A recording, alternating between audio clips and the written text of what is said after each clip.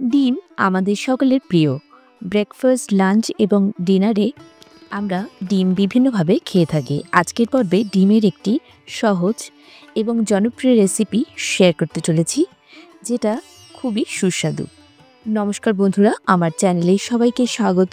আমার চ্যানেলে আরও একটি নতুন পর্ব দেখার জন্য সকলকে ধন্যবাদ জানাচ্ছি।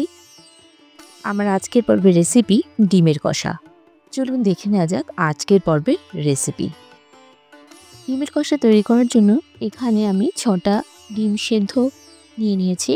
এতে নুন, হলুদ এবং সরষের তেল মাখিয়ে রেখে দিচ্ছি।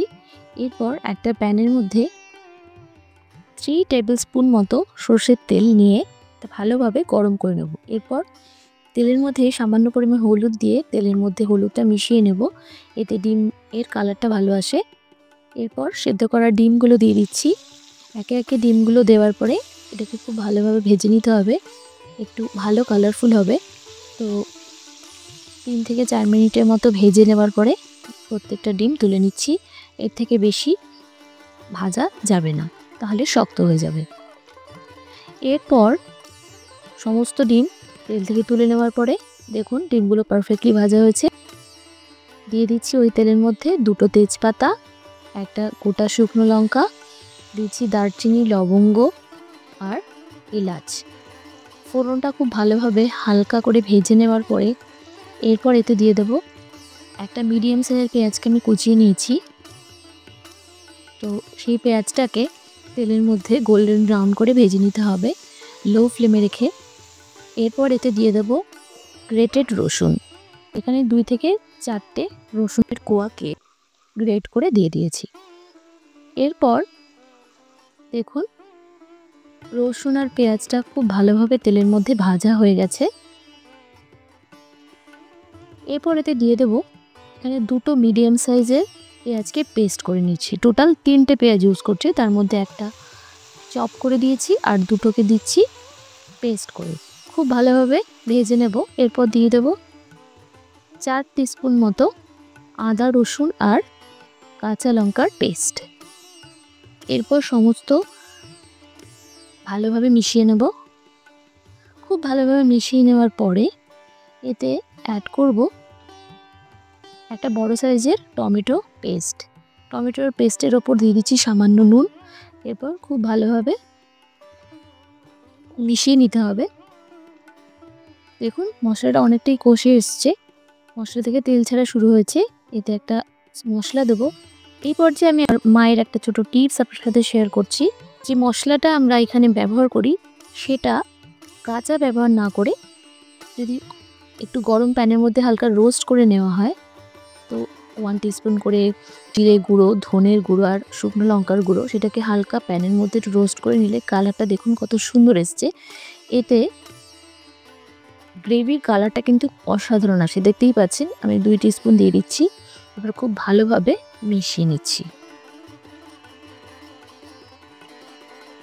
এরপর এতে সামান্য পরিমাণ জল অ্যাড করব, 2 টেবিল স্পুন মতো, যাতে মশলাটা পুড়ে না যায়। এরপর এই পর্যায়ে 1 টিস্পুন ঘি দেব। এতে কালারটা কিন্তু খুব ভালো আসে। আপনি দেখতেই পাচ্ছেন যেহেতু মশলাটা ভেজে নিয়েছিলাম সে কারণে কালারটা কিন্তু ভালো আসে। এরপর সবশেষে হলুদ দিয়ে দিচ্ছি 2 টিস্পুন মতো।